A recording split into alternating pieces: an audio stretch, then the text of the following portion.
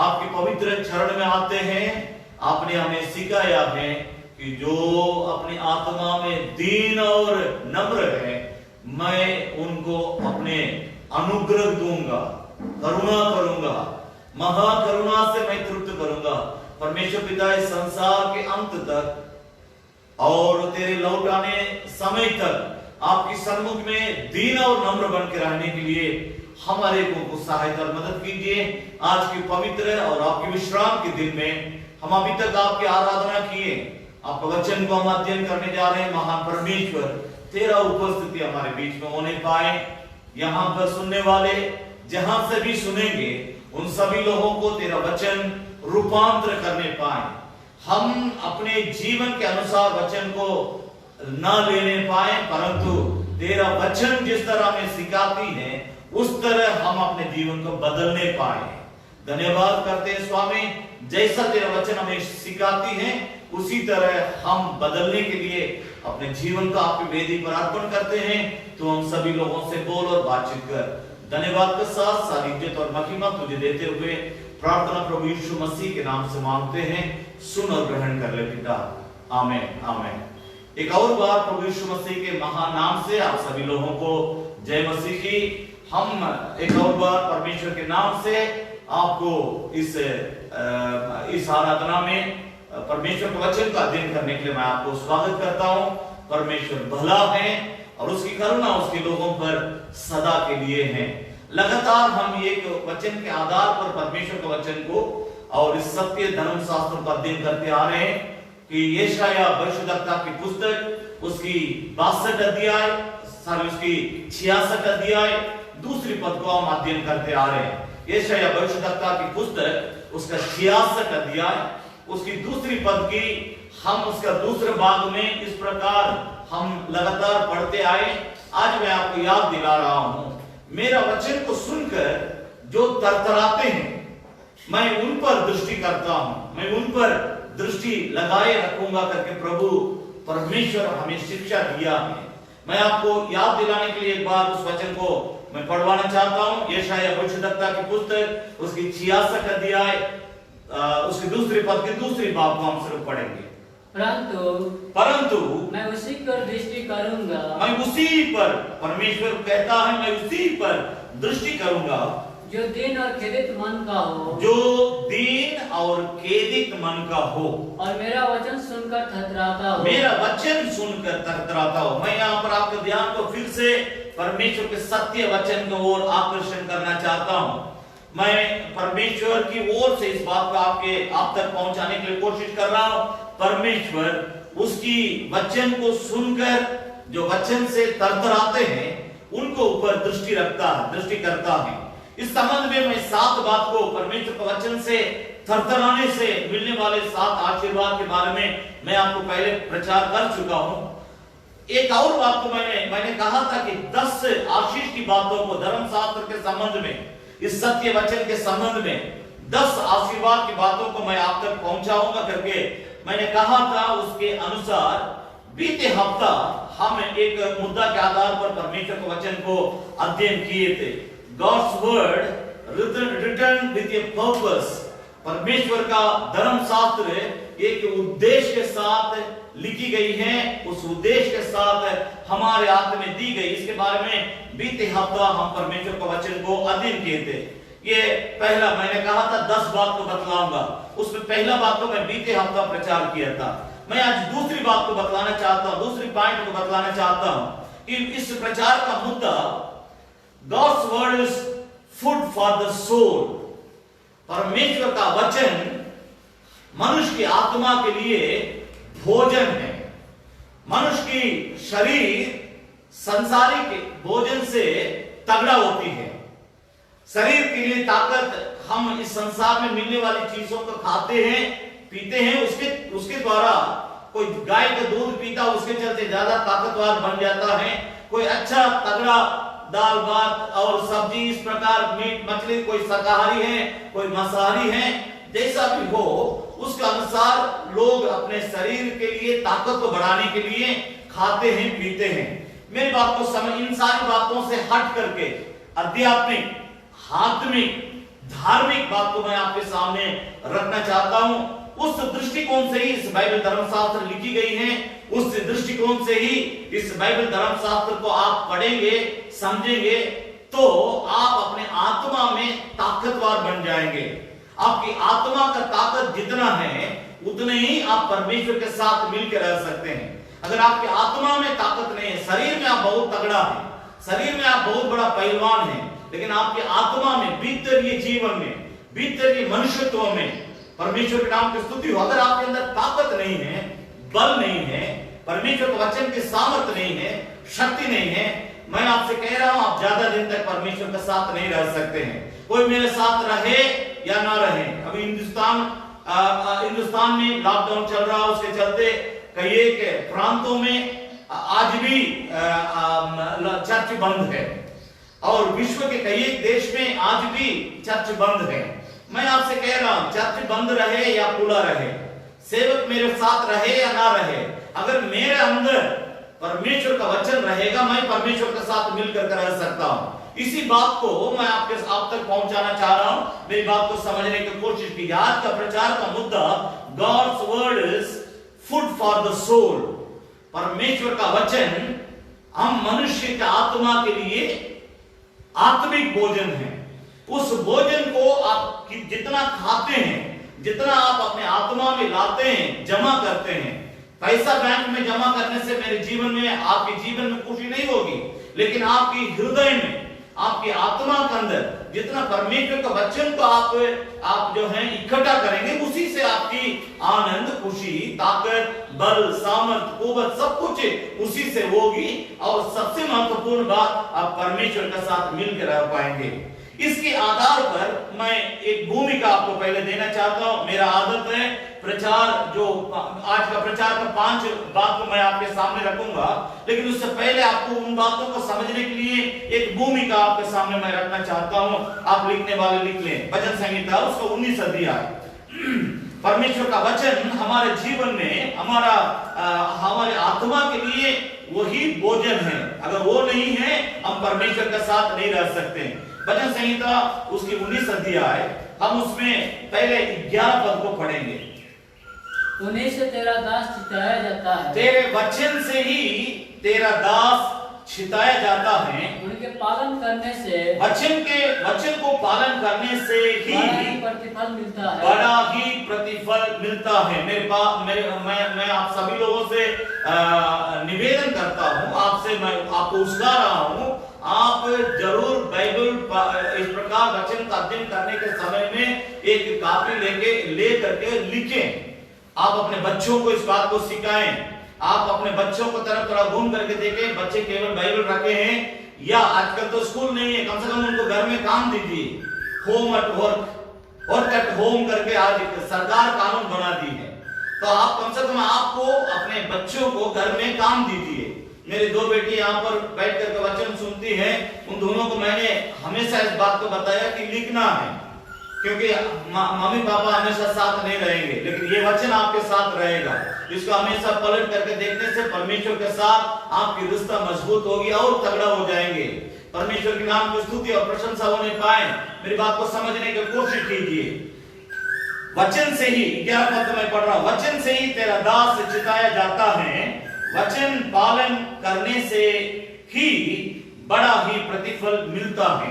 आपको अगर परमेश्वर से कुछ चाहिए, शांति चाहिए, आनंद चाहिए, पाप की क्षमा चाहिए, परमेश्वर का अनुग्रह चाहिए, आशीर्वाद चाहिए, और आपकी बुद्धि चाहिए, ज्ञान चाहिए, परिवार के लिए कुछ चाहिए, बच्चों के लिए कुछ चाहिए, कुछ भी आप परमेश्वर से चाहते हैं, आप प्राप्त करना चाहते हैं, उस प्रतिफल को पाने के लिए नींव परमेश्वर का वचन है। इस वचन के बगैर आप परमेश्वर से कुछ भी नहीं पा सकते हैं। परमेश्वर के वचन के बगैर आप परमेश्वर से कुछ नहीं पा सकते हैं। क्योंकि मैं एक उदाहरण के लिए बोल रहा हूं, अगर आप गार्जियन हैं, आपके बच्चे आपकी बात को मानेंगे, तब आप अपने बच्चों के लिए जो उचित है वो सब देंगे।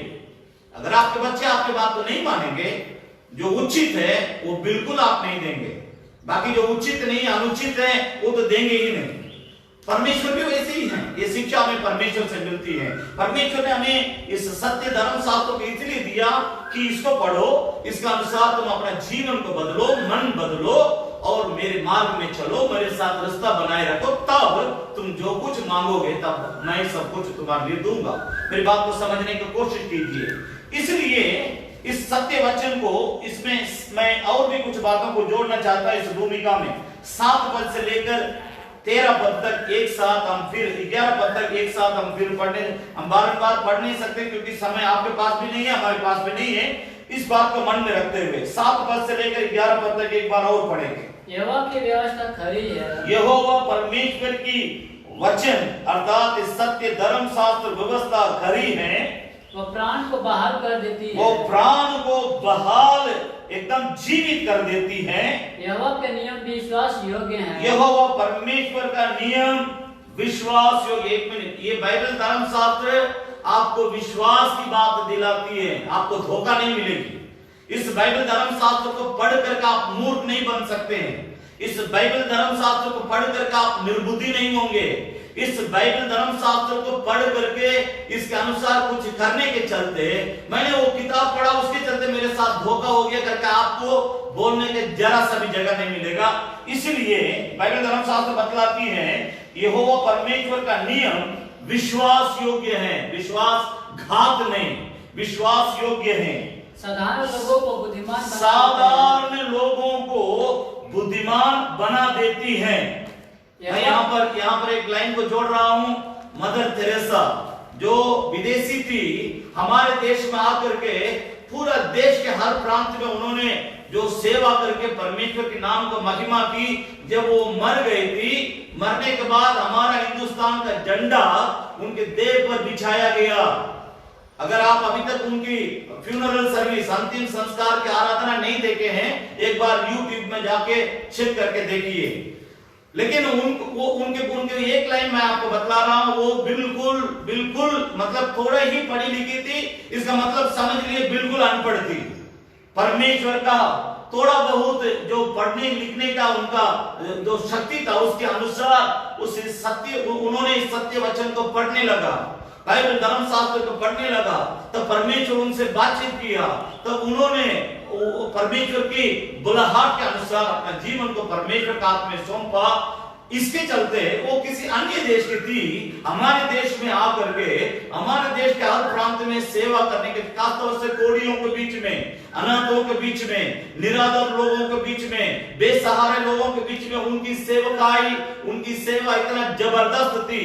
हमारे देश का सरकार उनको उनकी मरने के बाद उनके शरीर के ऊपर हमारे देश का झंडा को बिछाने के लिए सरकार आदेश दी। उसके चलते उनके साथ वो किया गया। सबके साथ वो नहीं हो सकता है।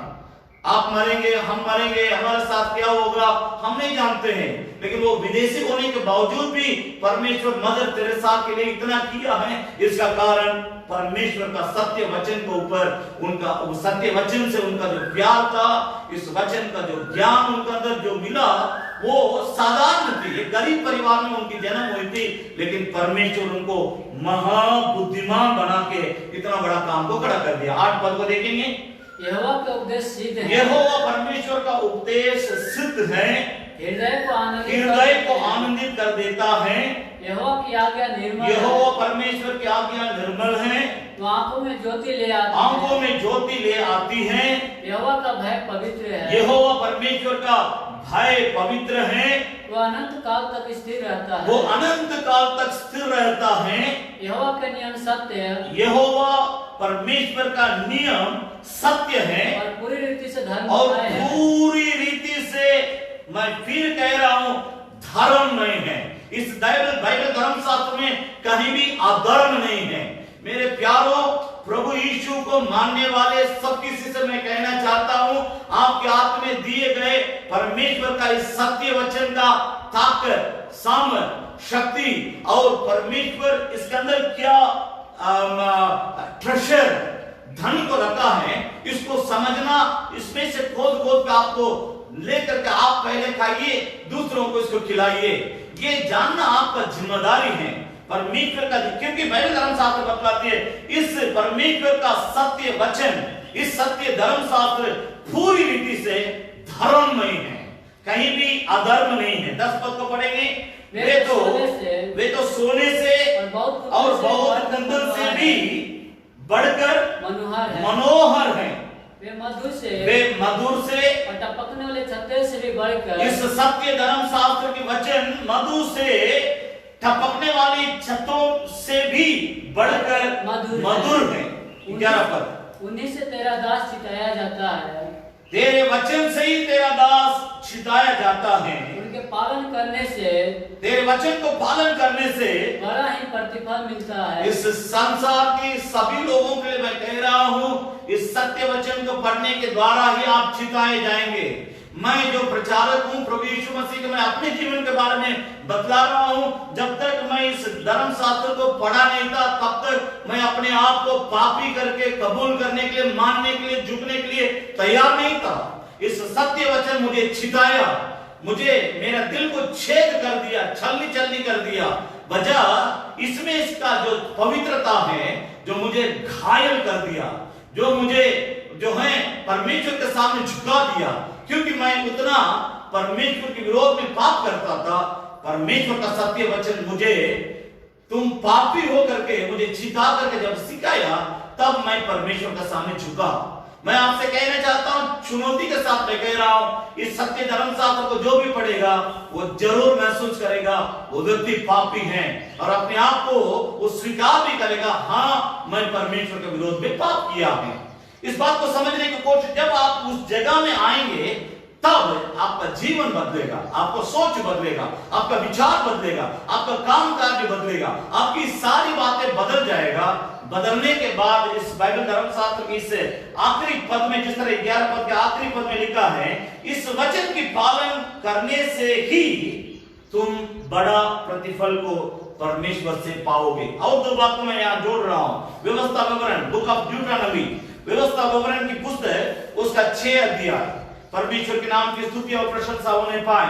इसका पहला पद को पढ़ेंगे, उसके बाद 4 पद से लेकर 9 पद तक हम पढ़ेंगे। मैं फिर आपसे कह रहा हूं, बारंबार पढ़ने के लिए मेरे पास भी समय नहीं है, आपके पास भी समय नहीं है, इसलिए आप जरूर लिखें।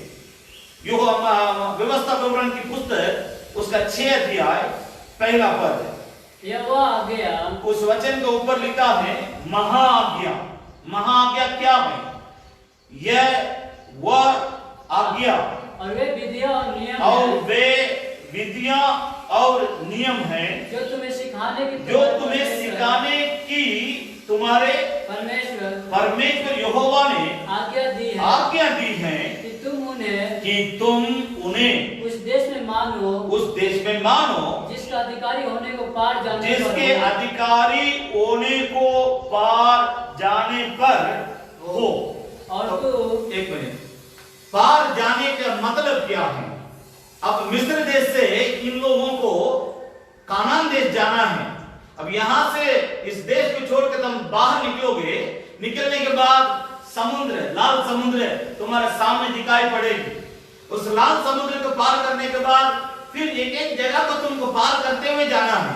जब तुम पार करते हुए जाओगे, इस बात को याद रखना, तुम्हारा परमेश्वर तुमको मिस्र देश में कैसा तुम्हारा साथ रहा, और तुम्हारे बाप दादे परदादे अर्थात इब्राहिम, याकूब, इसहाक और याकूब के साथ उन्होंने किस प्रकार की वाचा बांधा, उस वाचा के तहत वो किस प्रकार कार्य करता है, इसको यू मस्ट रिमेंबर।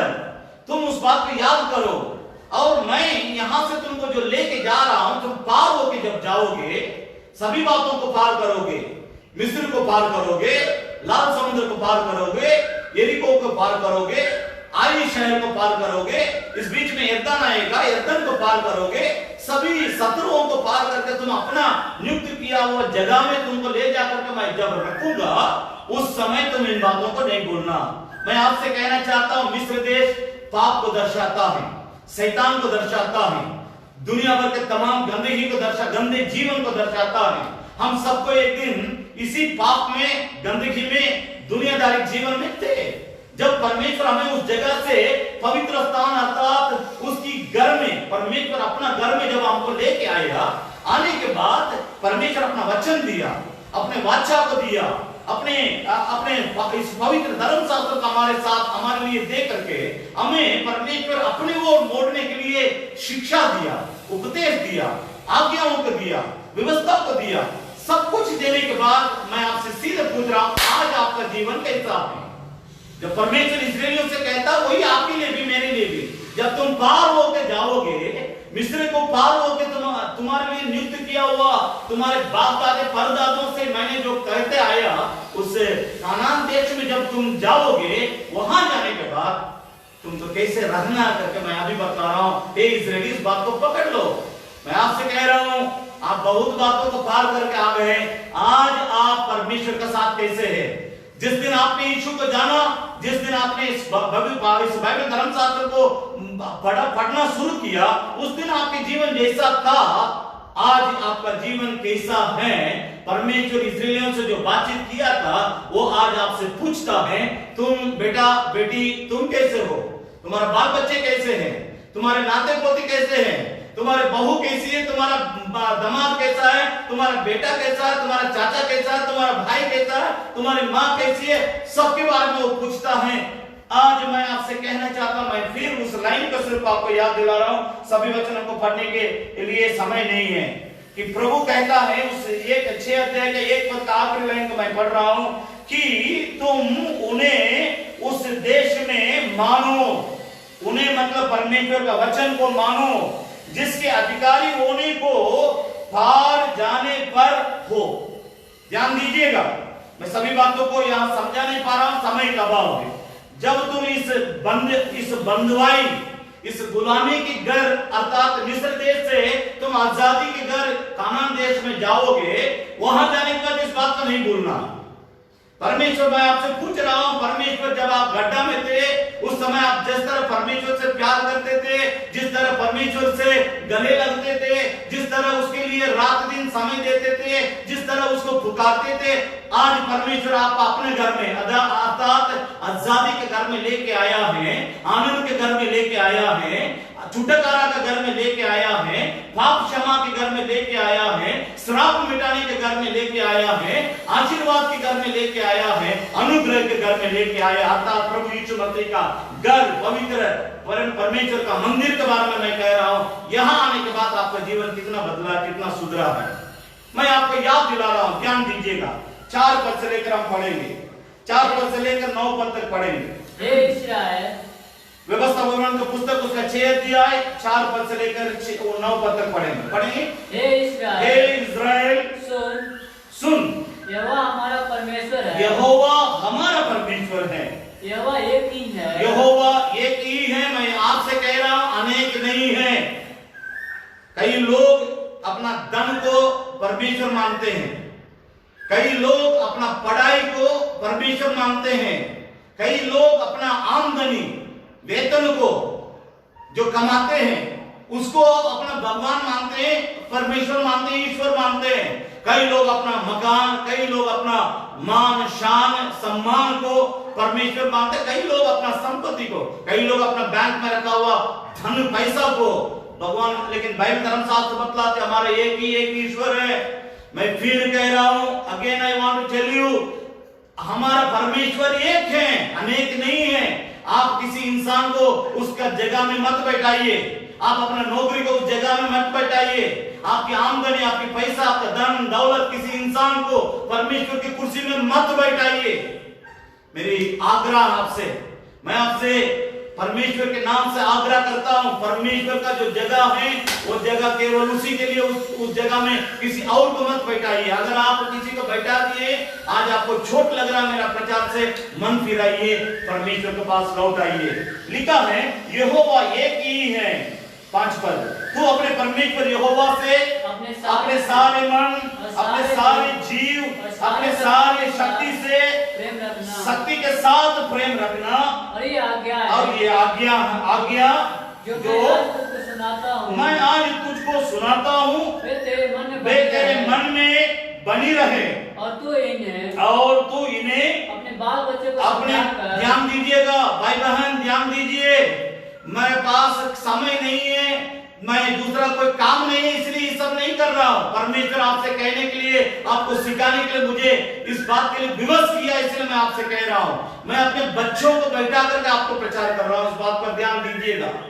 यहाँ स्पष्ट तौर से लिखा है, 7 पद को फिर से पढ़ें। और तू परमेश्वर का वचन को अपने बाल बच्चों को समझाकर सिखाया करना, और घर में बैठे और मार्ग में चलते, लेटते, उठते उनकी चर्चा, परमेश्वर का वचन की चर्चा तुम अपने बाल बच्चों, अपने घर वालों से किया करना।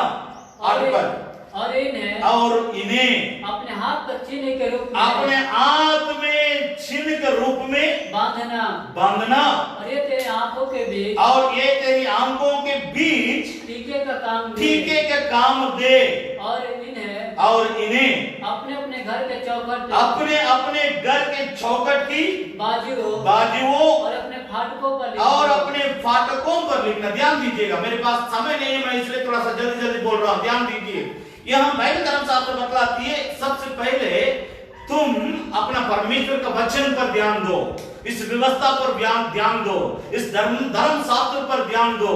इसमें एक बात जोर देकर के कहा जा रहा है, 4 पद में लिखा है यहोवा एक ही तुम्हारा परमेश्वर, अनेक नहीं है। आप जिन बातों को परमेश्वर से भी बढ़कर बड़ा दर्जा दे रखे हैं, आज आप मन फिराइए, उन बातों से आप अलग हो जाइए। एकदम क्लियर कट है। हम किसी को भी आज तक तेल लगा के प्रचार नहीं किए। हम जब तक जीवित रहेंगे, जब तक प्रचार करेंगे, इसी तरह प्रचार करेंगे, क्योंकि इसी तरह बोलने के लिए प्रभु मुझे सिखाया है। मेरी बात पर ध्यान दीजिए, यहोवा एक ही परमेश्वर, अनेक नहीं है। इस संसार में जो भी हमारे लिए लाभदायक बात है, उन बातों को आप कभी भी अपना परमेश्वर का दर्जा ना दे। इसलिए पौलुस कहते समय में कहा था कि मेरे लिए जो भी लाभ की बातें हैं उसको मैंने हानि समझ लिया, परमेश्वर से बढ़कर मेरे लिए कोई लाभ की बात नहीं है। यीशु मसीह कहने के समय में जहां तेरा धन है वहीं पर तेरा मन भी लगा रहेगा।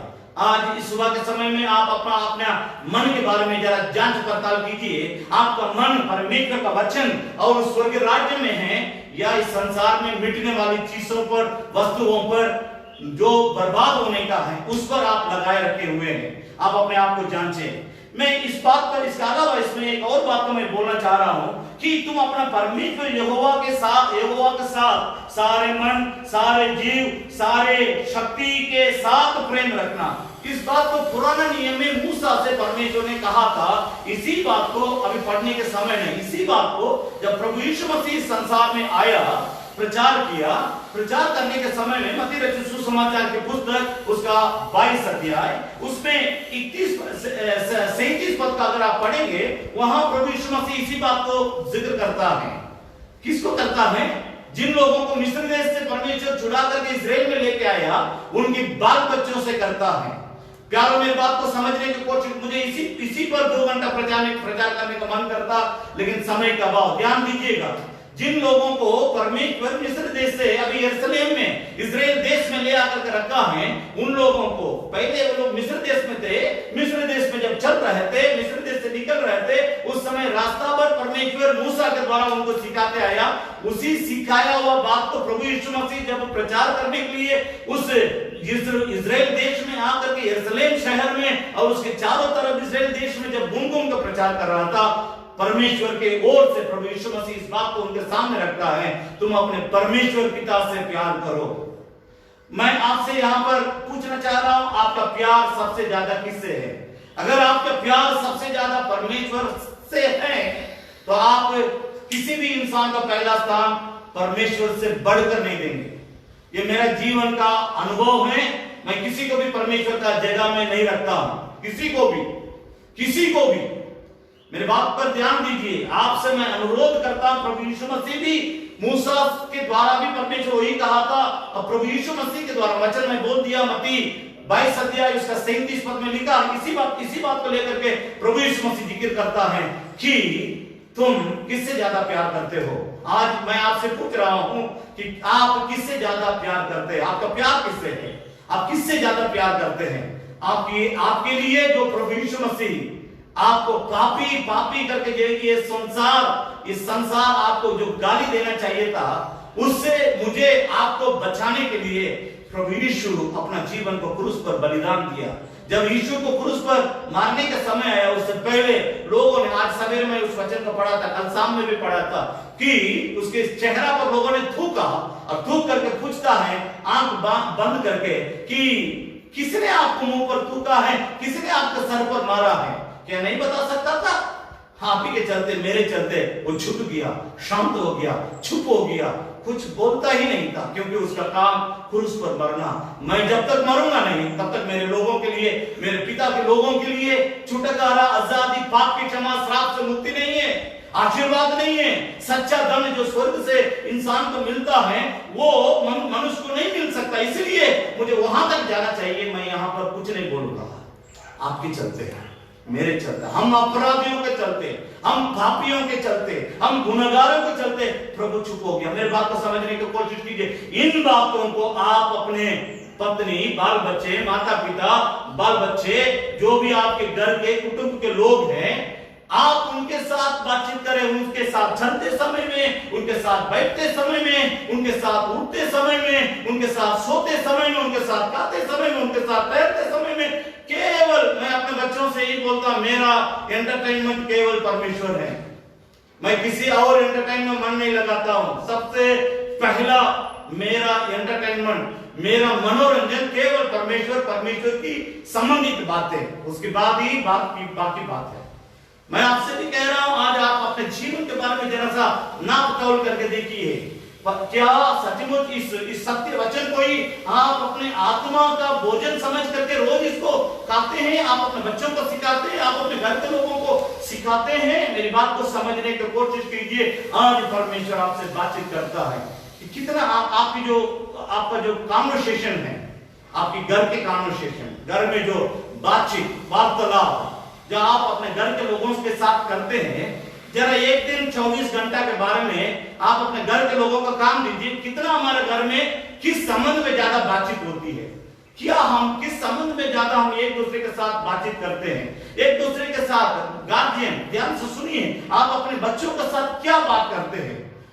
आप अपने घर के आपके जो बच्चे हैं उनको आप क्या सिखाते हैं? क्या उनको आप बताते हैं? क्या उनको समझाते हैं? परमेश्वर आपसे पूछ रहा, क्या आप इस बात को आपके बच्चों को, आज क्या लोग बच्चे रिस्ट बैंड लगाते हैं। मैं आपसे यही कह रहा हूं, रिस्ट बैंड जो अपने यहाँ पर हाथ में लगाते हैं, मैं ये नहीं कह रहा हूं कि आज के बच्चे उस समय के जमाना, अभी के जमाना ये एप्लीकेबल नहीं है, लेकिन मैं ये तो कम से कम कहूंगा कि आपके बच्चों के दिल में परमेश्वर के वचन को बैठाइए।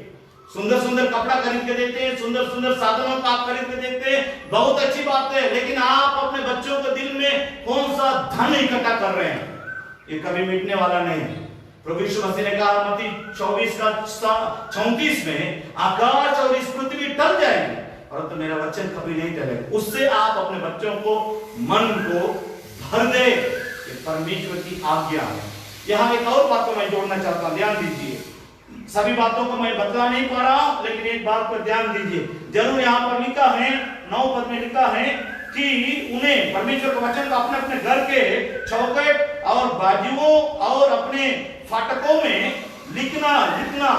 मैं आपसे कह रहा हूं, जरूर आप लिख कर रखें। बहुत लोगों के घर में परमेश्वर का वचन होगा, लेकिन उससे महत्वपूर्ण काम, उससे अनिवार्य है आप अपने दिल की पटरी में लिखे परमेश्वर का वचन को। गार्जियनों से मैं कह रहा हूं, आप अपने दिल में परमेश्वर के वचन को लिख के रखे। आप अपने बच्चों के दिल में लिखवाए। यह आप बच्चों के लिए देने वाले सबसे बड़ा धन है। यह धन कभी नहीं मिटेगा।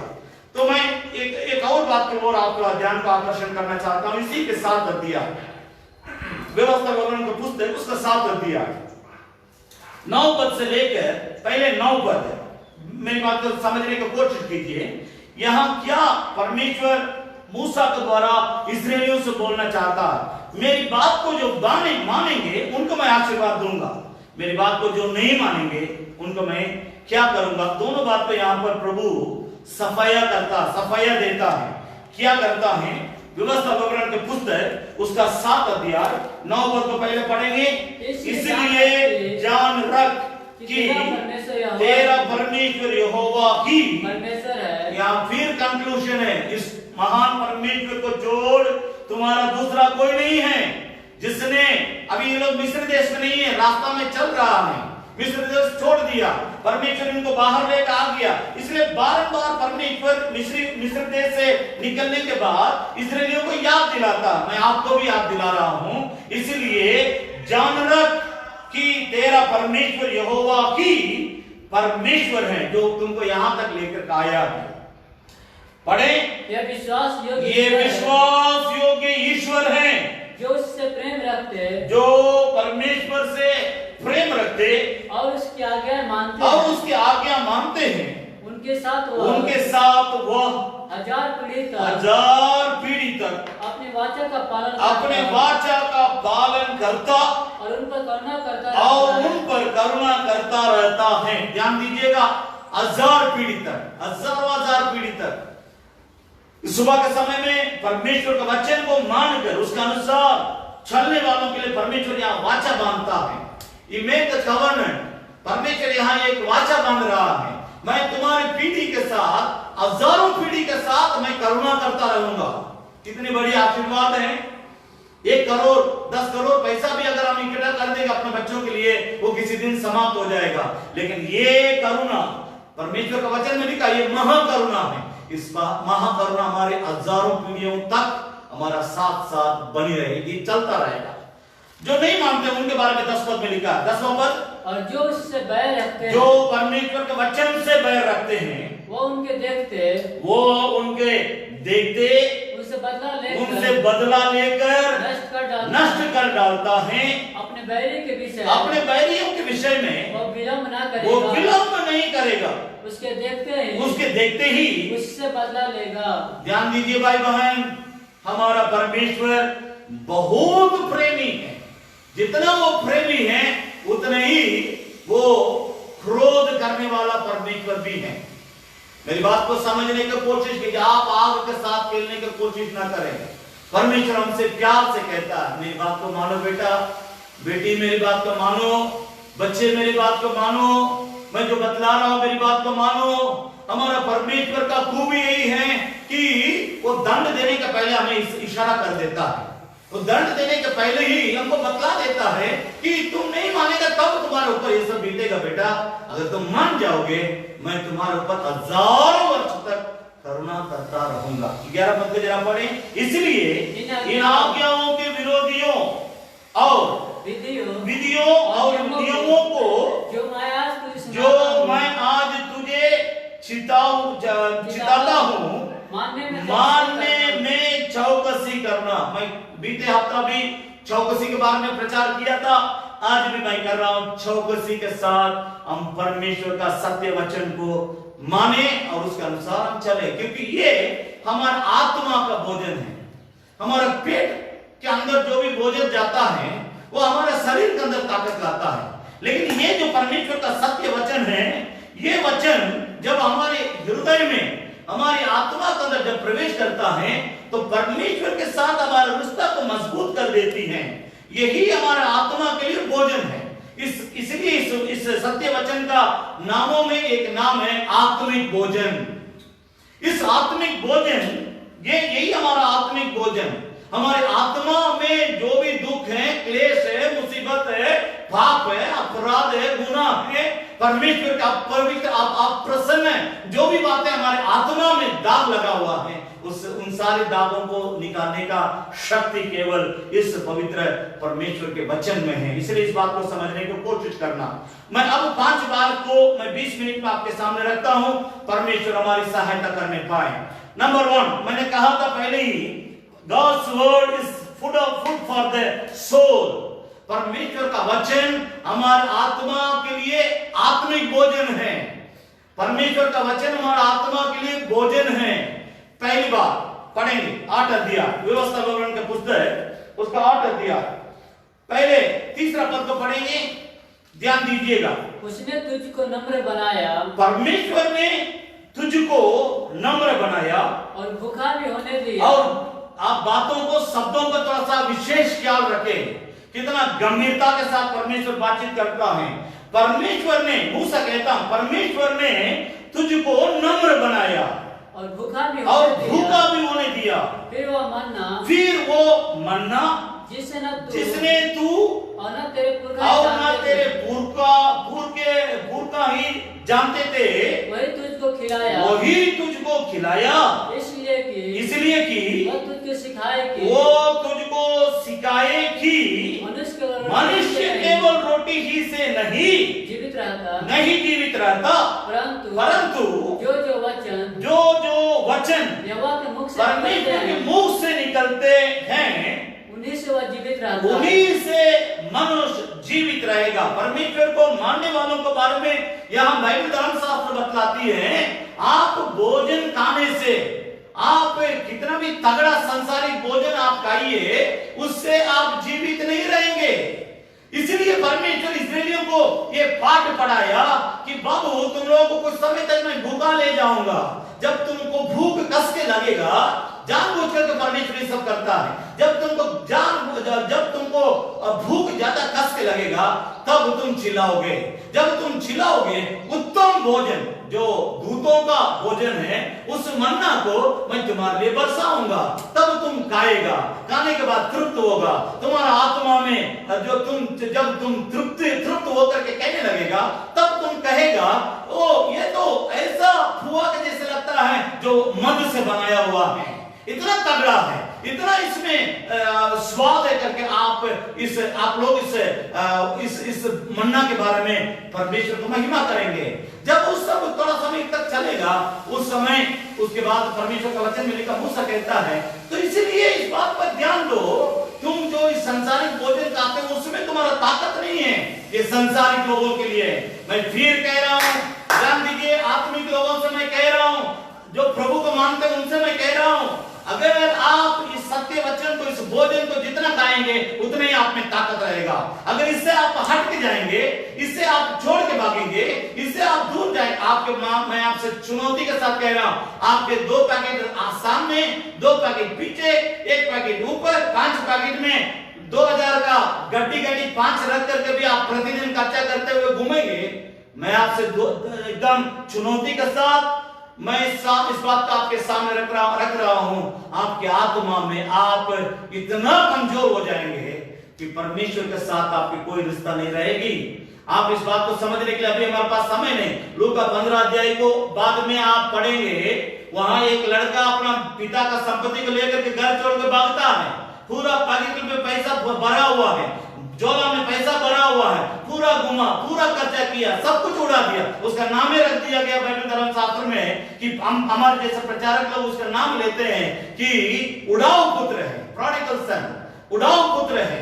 पैसा को ले जाकर उड़ाया, अंत में उसका क्या हुआ, वो पूरी तरह से एकदम बर्बाद हो गया, उसका आत्मिक जीवन बिल्कुल खत्म हो गया। मैं आपको चुनौती के साथ सुबह के समय में कह रहा हूं, मेरी बात पर ध्यान दीजिए, मनुष्य केवल संसारिक भोजन से, रोटी ही से नहीं, परंतु परमेश्वर के मुंह से निकलने वाले हर एक वचन के द्वारा जीवित रहेगा।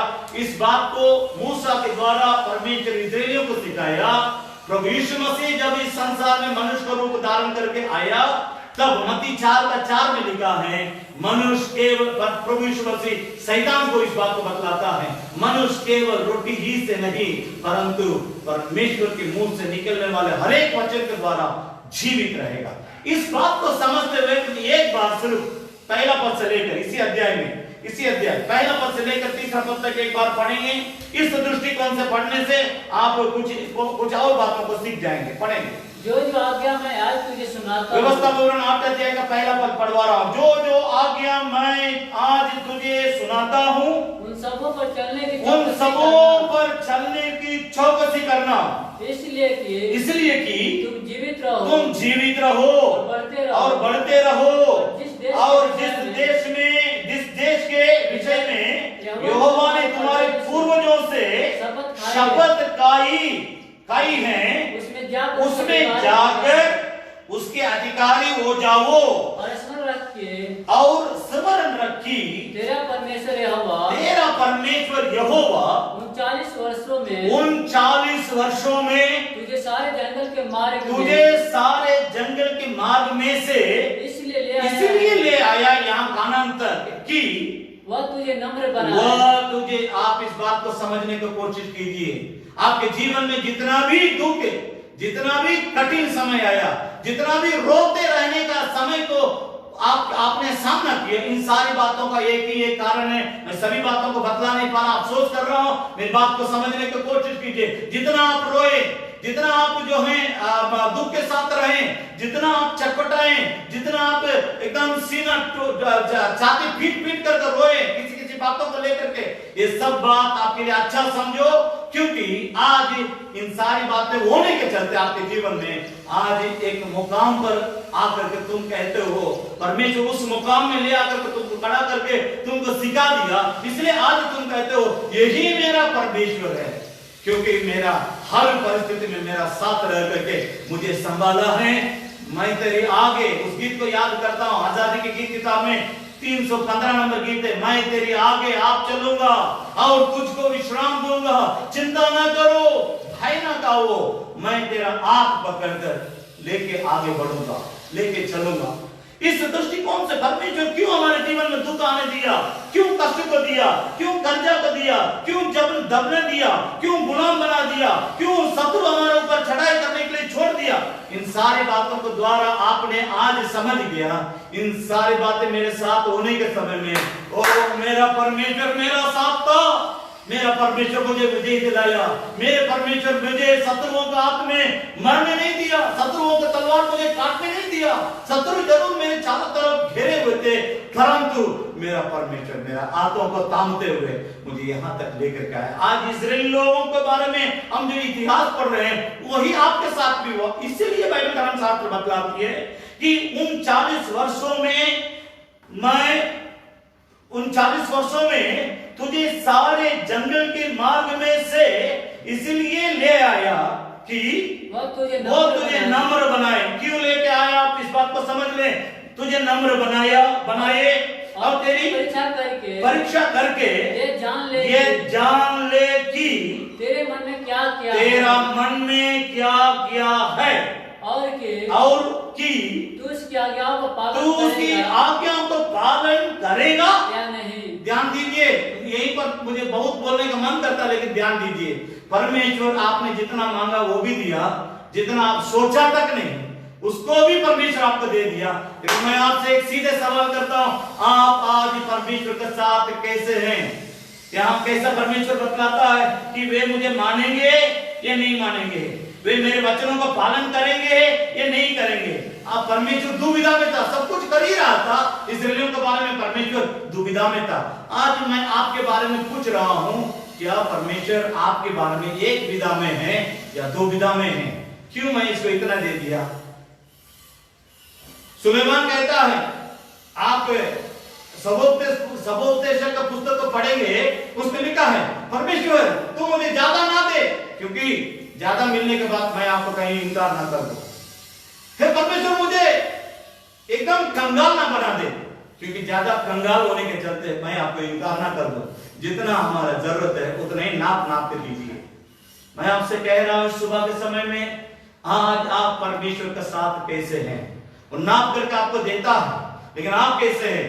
परमेश्वर सब कुछ देते हुए वो दुविधा में है, ये हमारे साथ रहेंगे या नहीं रहेंगे, ये मेरे साथ चलेगा या नहीं चलेगा।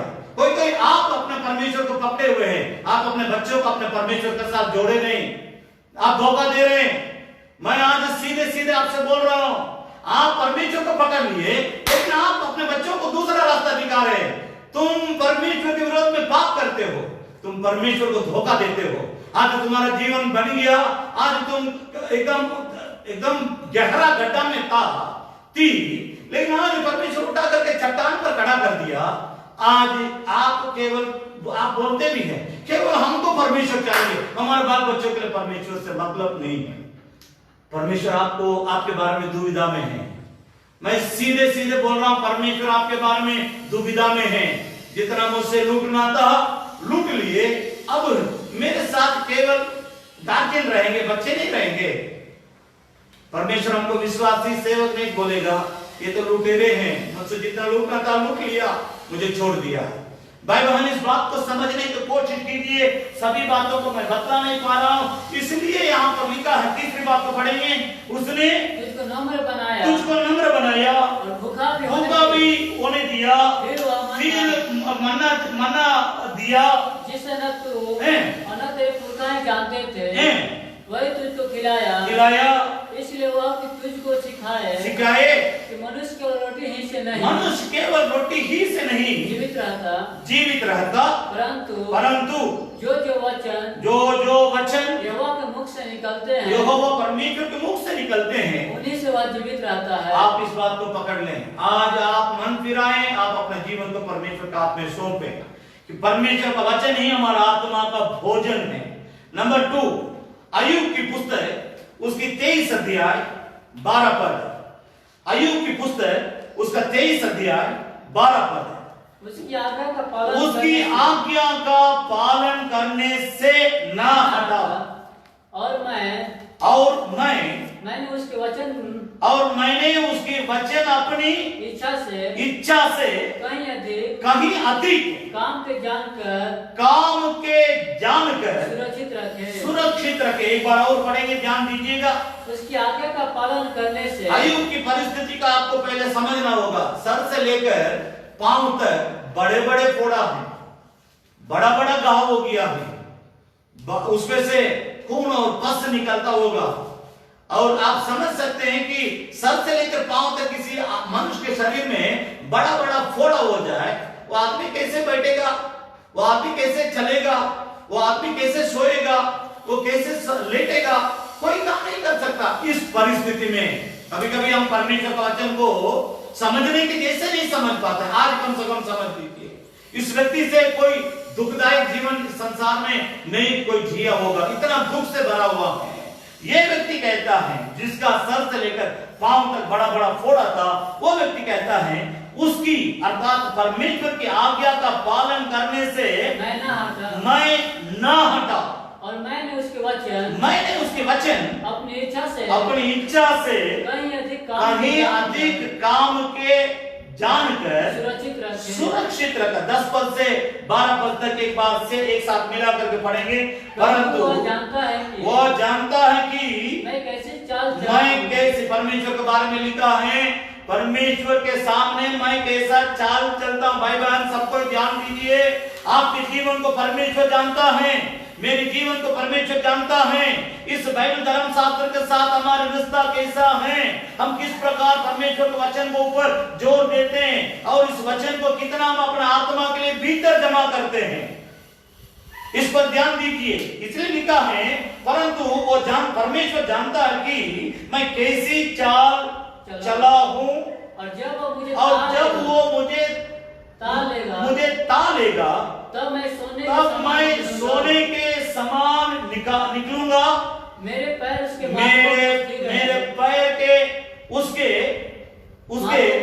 मार्ग में स्थिर रहे, और मैं उसी का मार्ग बिना मुड़े थामे रहा। उसकी आज्ञा का पालन करने से मैं नहीं हटा, और मैंने उसके वचन मैंने उसके वचन अपनी इच्छा से कहीं अधिक काम के जानकर सुरक्षित रखे। परमेश्वर के नाम की स्तुति और प्रशंसा होने पाए। आज हम परमेश्वर के वचन को किस प्रकार सुरक्षित रखते हैं, आप सुरक्षित बाइबल धर्मशास्त्र को रखते हैं या परमेश्वर का वचन को आप अपने दिल में सुरक्षित रखते हैं? कितना आपके दिल में परमेश्वर का वचन जमा है? आपसे मैं पूछ रहा हूं, मेरे सवालों को आप बैठ करके ठंडे दिमाग से सोचिए। आप अपने नाम से कितना पैसा जमा किए? आप अपने पत्नी के नाम से कितना पैसा जमा किए? आप अपने बाल बच्चों के नाम से कितना पैसा जमा किए? ये सब से परमेश्वर कभी खुश होने वाला नहीं है। वो आपसे पूछ रहा है मेरा वचन को कितना आपने अपने अंदर जमा करके रखा है, कितना आप जमा करके रखे हो। एक वचन को पढ़ेंगे, पहला पतरस की पत्री उसकी दूसरी अध्याय उसकी 21 पद। पहला पतरस की पत्री उसकी दूसरी अध्याय 21 पद। तुम इसी के लिए बुलाए भी गए हो क्योंकि मसीह भी तुम्हारे लिए दुख उठाकर तुम्हें एक आदर्श दे गया कि तुम भी उसकी पद चिन्हों पर चले। ध्यान दीजिए, पुराना नियम नया नियम दोनों एक दूसरे के साथ, जैसे दो हाथ है एक मनुष्य के शरीर में, इसी तरह ये दोनों वचन एक दूसरे के साथ सटा हुआ। पुराना नियम नया नियम दोनों एक दूसरे के साथ तालमेल खाता। हम कभी कभी सोचते हैं पुराना नियम को हटाओ, नया नियम में हम तो हैं, नया नियम को लेकर के चलेंगे। वैसा नहीं चलता, दोनों चाहिए। आपको जैसा दोनों हाथ की जरूरत है उसी तरह पुराना नियम भी चाहिए। यहाँ पर दोनों किस तरह मेल खाता। प्रभु यीशु हमारे लिए पद चिन्ह को जोड़ के गया है, हम उसको फॉलो करें। आज आप किस तरह परमेश्वर के साथ हैं? भाई बहन मेरी बात को समझने की कोशिश कीजिए। सुबह के समय में परमेश्वर आपसे बातचीत करता है। मैं सभी बातों को समझा नहीं पा रहा हूं क्योंकि समय का अभाव है। मैं इस बात को मन में रखते हुए तीसरी बात को आपके सामने लाता हूं। भजन संहिता उसकी 119 अध्याय, भजन संहिता उसके 119 अध्याय। यहाँ पर भजनकार इस भोजन को हम सही तौर से अपने आत्मा में भरने से, अपने आत्मा के अंदर लाने से, इस भोजन से हम अपने आत्मा को, अपने हृदय को भर देने से हम किस प्रकार हो जाएंगे उसके बारे में बाइबल धर्मशास्त्र बताती है। भजन संहिता 119 अध्याय और उसका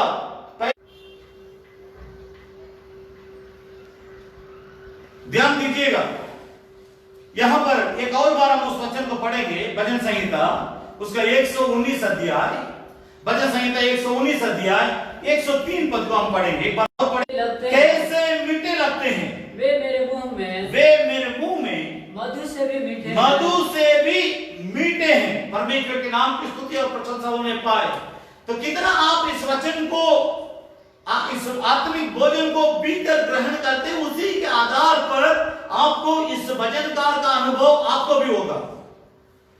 कितने लोगों को मीठा लगता है जब हमको गलत करते समय में कोई हमको सुधारता है, क्या उस समय हमको अच्छा लगता है कि नहीं? आजकल अधिकांश लोग यही दिमाग में सोचते हैं कोई हमको कुछ ना बोले। मैं आपसे कह रहा हूं कि आप गलत रास्ता में हैं। अगर आप परमेश्वर को मानते हैं, परमेश्वर के वचन को पढ़ते हैं, तो परमेश्वर उनके द्वारा, परमेश्वर आपके ऊपर रखे हुए लोगों के द्वारा, परमेश्वर अगर आपकी गलती को आपसे कहता है, उस समय आपका एक्शन और रिएक्शन, आपका स्वभाव किस प्रकार होता है, उसका आप खुशी से ग्रहण करते हैं। मैं आपको आपके लिए एक इम्तिहान रख रहा हूं। अगर आपकी गलती को कोई आपको मुंह पर बोल रहा है, उसको आप स्वीकार करते हैं, तो मैं आपसे कह रहा हूं आपको ये वचन मीठे लगते हैं, इसलिए आप ग्रहण कर रहे हैं, इसलिए आप स्वीकार कर रहे हैं। स्पिरिट ऑफ एक्सेप्टेंस, स्वीकार करने की आत्मा आपके अंदर है। जब आपको कोई सुधार रहा है, कोई आपको ठीक कर रहा है, जब आपको कोई वचन के द्वारा ठोक बजा करके बतला रहा है ये गलत है, ये गलत है, इसका ऐसा करना, उसका ऐसा करना, उस समय अगर आप मुंह मोड़ते हैं तो मतलब you are on the wrong side, you are on the wrong way, आप गलत मार्ग में जा रहे हैं। इसलिए आज मैं एक वचन को यहाँ पर सुनाना चाहता हूँ। नीति वचन को पुस्तक उसका 28 अध्याय, नीति वचन को पुस्तक उसका 28 अध्याय 29 अध्याय पहला पद। जो बार बार डांटे जाने पर भी हट करता है वह अचानक नष्ट हो जाएगा और उसका कोई भी उपाय काम न आएगा। मैं फिर बतला रहा हूं, नीति वचन का पुस्तक 29 अध्याय पहला पद। जो बार बार डांटे जाने पर भी हट करता है वह अचानक नष्ट हो जाएगा और उसका कोई भी उपाय काम नहीं आएगा। आज हमारे जीवन में इस वचन को हम मीठा समझने का हमारे अंदर अनुभव है। हम इस सत्य वचन को मीठा समझते हैं, हम इस सत्य वचन को मीठा मानते हैं, हम इस सत्य वचन को मीठा समझकर प्रतिदिन खाते हैं, तो आपको कोई भी इस वचन के विरोध में जाने के समय में कोई आपको टोक रहा है, आप उसको खुशी खुशी ग्रहण करेंगे। अगर आप इस वचन के खिलाफ में जाएंगे तब आप वो गलत अगर आपके साथ मिल करके और कीजिए करके कहते हैं, वो आदमी सबसे बड़ा शैतान है, क्योंकि आपको गलत रास्ता में ले जा रहा है।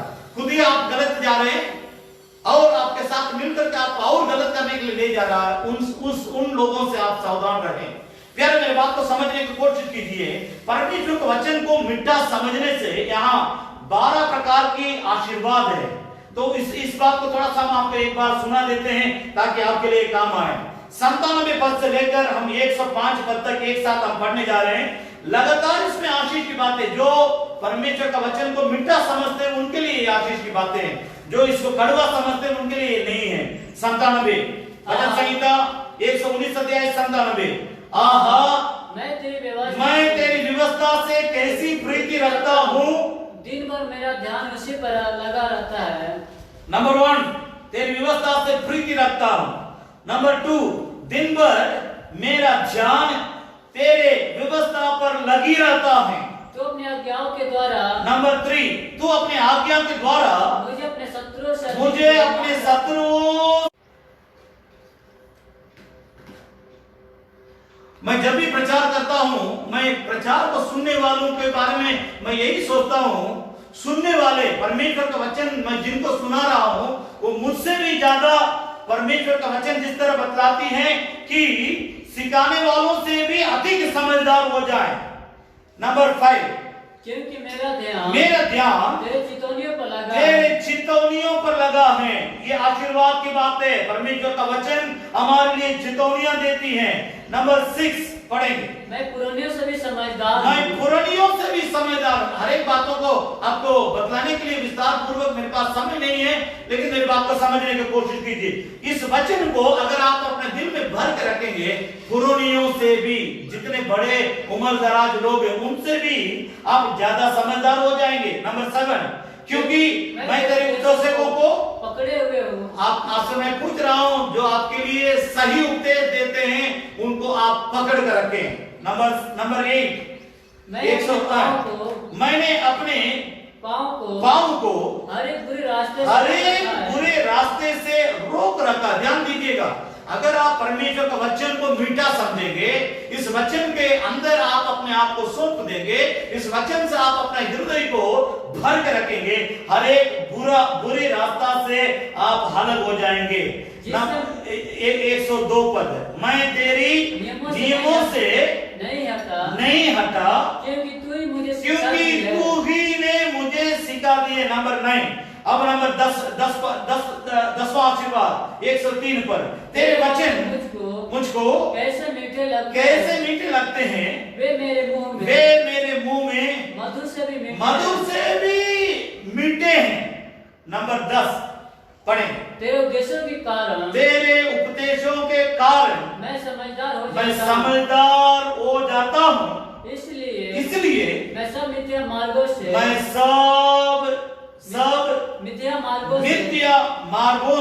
बैर रखता हूं। जितना गलत रास्ता है, इस बाइबल धर्मशास्त्र के पढ़ने के चलते, ये वचन मेरे हृदय में भर कर रहने के चलते, मैं जितने मिथ्य, खराब, परमेश्वर के विरोध, परमेश्वर के दृष्टि में घृणित मार्ग है, सबसे मैं नफरत करता हूं, उससे मैं अलग होता हूं। कंक्लूजन पॉइंट यहां पर एक है। 10 आशीष के बाद लिखने के बाद 105 पद में लिखा है, तेरा वचन मेरे पांव के लिए दीपक और मेरे मार्ग के लिए उजियाला है। मैं फिर आपको सुना रहा हूं, तेरा वचन मेरे पांव के लिए दीपक और मेरे मार्ग के लिए उजियाला है। 4 पद, चौथी बात पढ़ेंगे। यिर्मयाह भविष्यद्वक्ता की पुस्तक, यिर्मयाह भविष्यद्वक्ता की पुस्तक, उसका 15 अध्याय 16 पद। जब यिर्मयाह अपने जीवन के बारे में बतलाता है, जब तेरे वचन मेरे पास पहुंचे तब मैंने उन्हें मानों का खा लिया और तेरे वचन मेरे मन के हर्ष और आनंद का कारण हुए, क्योंकि हे सेनाओं के परमेश्वर हे सेनाओं का यहोवा परमेश्वर यहोवा मैं तेरा कहलाता हूँ। ध्यान से सुनिएगा, मैं फिर इस बात को आपके सामने रखना चाहता हूँ। यिर्मयाह भविष्यद्वक्ता अपने जीवन का अनुभव को बतलाता है। जब तेरा वचन मेरे पास पहुंचे तब मैंने उन्हें मानो खा लिया और तेरे वचन मेरे मन के हर्ष और आनंद का कारण हुए। ध्यान दीजिए, क्योंकि एक मिनट ध्यान दीजिए, परमेश्वर का वचन ही हमारा मन में आनंद और हर्ष को ला सकता है। ध्यान से सुनिए, इसलिए यिर्मयाह भविष्यद्वक्ता जो परमेश्वर का आवाज को प्रतिदिन सुनता है, वो व्यक्ति के सामने जब परमेश्वर का वचन परमेश्वर बेचता है, उसको वो कह रहा मैं खा लिया, क्योंकि उसको खाने के चलते मैं आपसे कह रहा हूं जितना इसको आपको खाना अनिवार्य है, आपके हृदय इन वचनों से भरा रहना कितना अनिवार्य है। आज आपको आनंद चाहिए, खुशी चाहिए, परमेश्वर के वचन से आप अपना हृदय को भरिए, तब अपने आप आनंद और खुशी आपको आएगा। भाई बहन मेरी बात को समझने की कोशिश कीजिए। यहाँ एक बात को मैं जोड़ रहा हूं, समय के अभाव है। एजेकियल की पुस्तक, इसके आगे एजेकियल की पुस्तक उसकी दूसरी अध्याय उसका 8 पद है। वहां पर वो क्या कहना चाहता, अपना अनुभव को वहां पर वो कहता है। एजेकियल पुस्तक उसकी दूसरी अध्याय 8 पद। यहोवा ने सिय्योन की कुमारी के पढ़ेंगे, सरपना तोड़ डालने की ठान ले थे, उसने डोरी डाले, परंतु दूसरा अध्याय 8 पद मैं पढ़ रहा हूं एजेकियल की पुस्तक।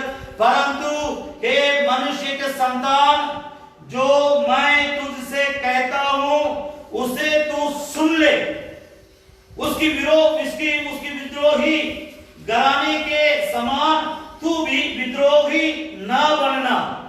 जो मैं तुझे देता हूं उसे मुंह खोलकर खा ले। यिर्मयाह का भी अनुभव वही था और यहाँ एजेकियल का भी अनुभव वही था। तीसरा अध्याय का पहला पद पढ़ेंगे। तब उसने मुझसे परमेश्वर ने मुझसे कहा, हे मनुष्य के संतान, जो तुझे मिला है उसे खा ले, अर्थात इस पुस्तक को खा, तब जाकर इस्राएल के घराने से बातें कर। ध्यान दीजिएगा, क्यों परमेश्वर वचन के ऊपर इतना जोर देता है, इसका महत्वपूर्ण एक कारण है। चाहे आप सेवक हो, चाहे आप विश्वासी हो, बात तो दोनों के लिए बराबर है। कैसे? मैं एक वचन को आपके सामने लाता हूं। क्यों परमेश्वर वचन के ऊपर इतना जोर देता है? क्यों परमेश्वर वचन को पढ़ो, वचन को अपने अंदर रखो, अपने हृदय को वचन से भर दो, बार-बार क्यों इस प्रकार चेतावनी दे रहा है? एक वचन को आपके सामने लाता हूं। यहाँ पर मलाकी की पुस्तक उसकी दूसरी अध्याय 7 पद में परमेश्वर सेवकों के बारे में कहता है, क्योंकि याजक को चाहिए कि वो अपने ओठों से ज्ञान की रक्षा करे। शुरू से पढ़ो। याजक को चाहिए कि वो अपने ओठों से ज्ञान की रक्षा करे, और लोग याजक अर्थात सेवक अर्थात परमेश्वर का दास के मुंह से व्यवस्था पूछे, क्योंकि वह सेनाओं का यहोवा परमेश्वर का दूत है। हमें दूत करके कूदने से काम नहीं चलेगा। मैं भी सेवक हूं, दुनिया भर के तमाम सेवक के लिए कह रहा हूं, जब लोग परमेश्वर के मानने वाले या ना मानने वाले हम सेवकों के सामने आएंगे, वे हमारे मुंह से व्यवस्था को सुनना पसंद करेंगे। आज कितना सेवक कितने लोगों को परमेश्वर का वचन सिखाता है। इस लॉकडाउन के समय में परमेश्वर हमसे इसका हिसाब लेगा, क्योंकि वो हमको खिलाता है, वो हमको पिलाता है, वो हमारे पत्नी बाल बच्चों के लिए जो भी जरूरत है वो देता है। सब कुछ उससे लेने के बाद मैं उसको कितना रिटर्न देता हूं, मैं उसके लोगों के लिए क्या रिटर्न करता हूं। एक बार और उस वचन को पढ़ेंगे। क्योंकि परमेश्वर के सेवक को चाहिए कि वो अपने ओठों से ज्ञान की रक्षा करे, और लोग उसके मुंह से व्यवस्था पूछे, व्यवस्था सुने, व्यवस्था जाने, व्यवस्था सीखे, क्योंकि वो सेनाओं के यहोवा परमेश्वर का दूत है। अब विश्वासियों के बारे में मैं कह रहा हूं, 3 अध्याय 16 पद, मलाकी की पुस्तक 3 अध्याय उसका 16 पद। तब यहोवा परमेश्वर के भय मानने वाले जितना दुनिया भर में विश्वासी गण हैं, सबके बारे में जोड़ करके मैं बोल रहा हूं, तब यहोवा परमेश्वर का भय मानने वाले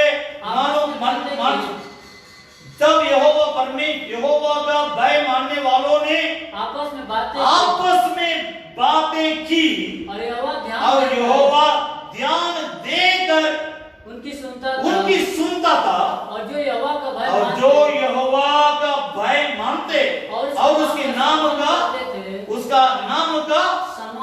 सम्मान करते थे, उनके स्मरण के निमित्त उनके स्मरण के निमित्त उसके सामने एक पुस्तक लिखी जाती है। उसके सामने एक पुस्तक लिखी जाती है। आप क्या ज्यादा बोलते हैं? किसमें आपको ज्यादा मन लगता है? एक बार एक सेवक हमको जोक भेजते रहा व्हाट्सएप में, मैंने उसको सीधे खंडन किया। तुम सेवा नहीं करते हो, तुम सेवा नहीं करते हो, जोक भेजने का समय है क्या? तुम क्या हमको हंसाएगा? मैं परमेश्वर के साथ मिलकर रोना पसंद करता हूं। मैं ये सब मजाक मैं नहीं पसंद करता हूं। आज के बाद भेजेगा नहीं, अगर भेजेगा तुम्हारे लीडर को मैं कवर कर दूंगा। ध्यान दीजिए, मैं आपसे पूछ रहा हूं विश्वासियों से, क्या बात करने के लिए ज्यादा मन लगता है? आपके घर में किस बात का, आप किस मुद्दा से ज्यादा बात करते हैं? मैं आपसे पूछ रहा हूं, आपकी पत्नी से आप कौन सा मुद्दा को लेकर के ज्यादा बात करते हैं? पत्नी से पूछ रहा हूं कि बहनों से पूछ रहा हूं, कौन सा मुद्दा पर आप अपने पति से ज्यादा वार्तालाप करती हैं, ज्यादा बातचीत करती? किस मुद्दा से? भाई सावधान हो जाओ, बहन सावधान हो जाओ, बच्चे सावधान हो जाओ, बुजुर्ग सावधान हो जाए, सेवके मजाक का समय ये नहीं है।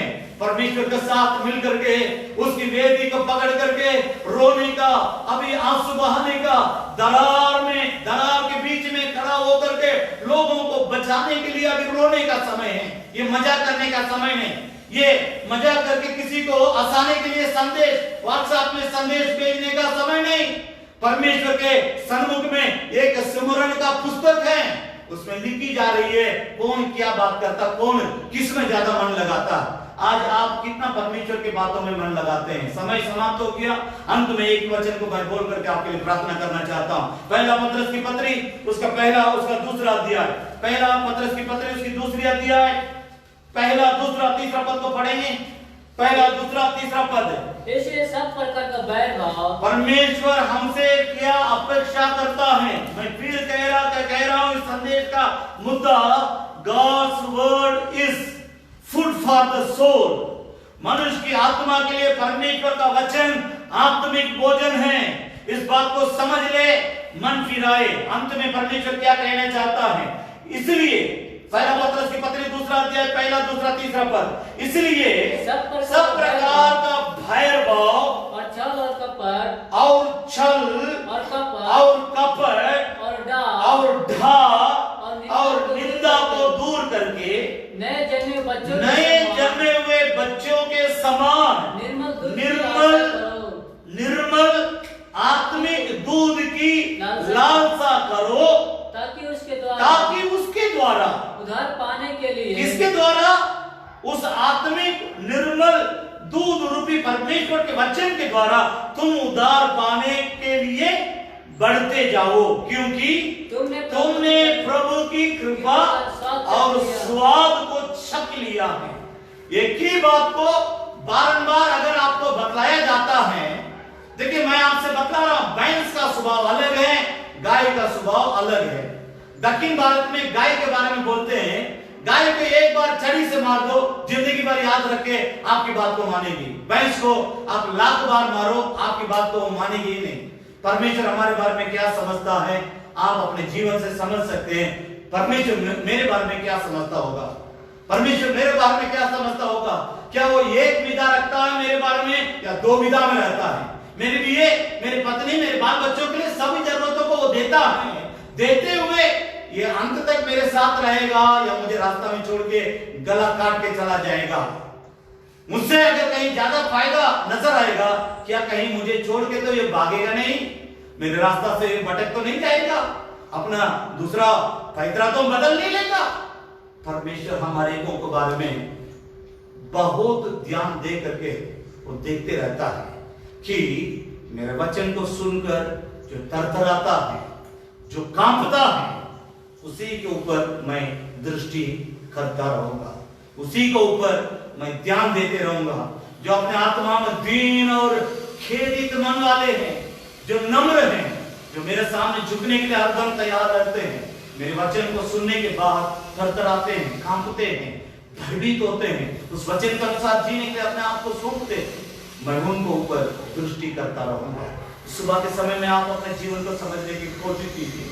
आज मैं दूसरी आशीष की बात को मैंने बतलाया, इस सत्य वचन ही हमारे आत्मिक भोजन है। इससे अगर ये आपके अंदर नहीं है, आप लाख खाइए, लाख आपके पास करोड़ों पैसा धन दौलत क्यों ना आपके पास रहे, लेकिन वो आपके लिए जीवन नहीं है।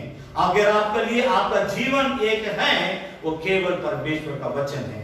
आइए हम अपनी जगह में अगर समझते हैं, आप अगर रास्ता भटक गए, परमेश्वर से दूर चले गए, मैंने इस वचन का आदर नहीं किया, प्रभु का वचन में लिखा जो मेरी आदर करे मैं उसकी आदर करूंगा, जो मेरी आदर ना करे वे अनादर हो जाएगा। उसको परमेश्वर से भी आदर नहीं मिलेगा, उसको परमेश्वर के लोगों से भी आदर नहीं मिलेगा, उसको अन्य जातियों से भी आदर नहीं मिलेगा। आज परमेश्वर के साथ कितने लोग मिल करके प्रभु हम आपके साथ जीना चाहते हैं, मैं आपसे अलग नहीं होना चाहता हूं, मैं आपके वचन को समझा नहीं कि यही मेरा जीवन का आत्मिक भोजन है। मैं इससे हट गया था, मैं इससे अलग हो गया था, मैं इससे दूर चला गया था। एक छोटा बच्चा जिस तरह दूध के बगैर जी नहीं सकता है, मैं उसी रीति से आपके वेदी पर अपने जीवन को अर्पण करता हूं। मैं आपका सत्य वचन के बगैर, इस आत्मिक भोजन के बगैर मैं जी नहीं सकता हूं प्रभु। ऐसा कहने वाले आप कहां भी जहां कहीं भी हो, आप अपने जगह में सीधे घुटना में आए। मैं आपके बंधनों को तोड़ने के लिए, आपको परमेश्वर छुटकारा देने के लिए, आपको परमेश्वर आजाद करने के लिए, आपका प्यार परमेश्वर और परमेश्वर वचन के ऊपर बढ़ने के लिए मैं आपके लिए प्रार्थना करना चाहता हूं। आप अपने दोनों, अगर आप घुटना टेक लिए, अपने दोनों हाथों को उठाएं, मैं आपके लिए प्रार्थना करना चाहता हूं। दयालु अनुग्रहकारी जीवित महान पिता परमेश्वर, आपका वचन ही हमारा जीवन के लिए आत्मिक भोजन है। हमारे आत्मा को आनंदित और अर्श से खुशी से रखने का ताकत केवल आपके वचन में। उस वचन से परमेश्वर पिता हमें भर दे। परमेश्वर पिता, अगर मैं इस वचन के चलते आपको कहीं भी चोट लगाया है, आप मुझे क्षमा कर दे। तेरे लोग परमेश्वर पिता तेरे सामने हाथ उठा करके घुटने में खड़े हैं स्वामी, वे कह रहे हैं परमेश्वर पिता हमें स्वीकार कीजिए, स्वीकार कर मुझे प्रभु, अपने राज्य में मुझे ले ले। परमेश्वर पिता तेरे लोगों को सहायता कीजिए, इनकी बंधनों को तोड़िए, इनको छुटकारा दीजिए, आपके साथ एक मजबूत रिश्ता को बनाने के लिए। परमेश्वर पिता तेरे वचन जो इनके जीवन में आत्मिक भोजन का काम करने के लिए इन सभी लोगों को तेरे हाथ में सौंपते हैं। सबों को तो आशीर्वाद दे जो अभी तक तेरे वचन को सुनते आए, सुने हैं, उन सभी लोगों को आशीष दे जो आगे इस वचन को सुनेंगे, उन सबों को ऊपर भी तेरा स्वर्गीय परमेश्वर पिता आशीर्वाद युगान युग तक मिलता रहे। धन्यवाद का साथ सारी इज्जत और महिमा तुझे देते हुए प्रार्थना प्रभु यीशु मसीह के नाम से मांगते हैं, सुन और ग्रहण कर ले पिता। आमीन आमीन आमीन। परमेश्वर आप सभी लोगों का आशीर्वाद दे। सब किसी को जय मसीह की, जय मसीह।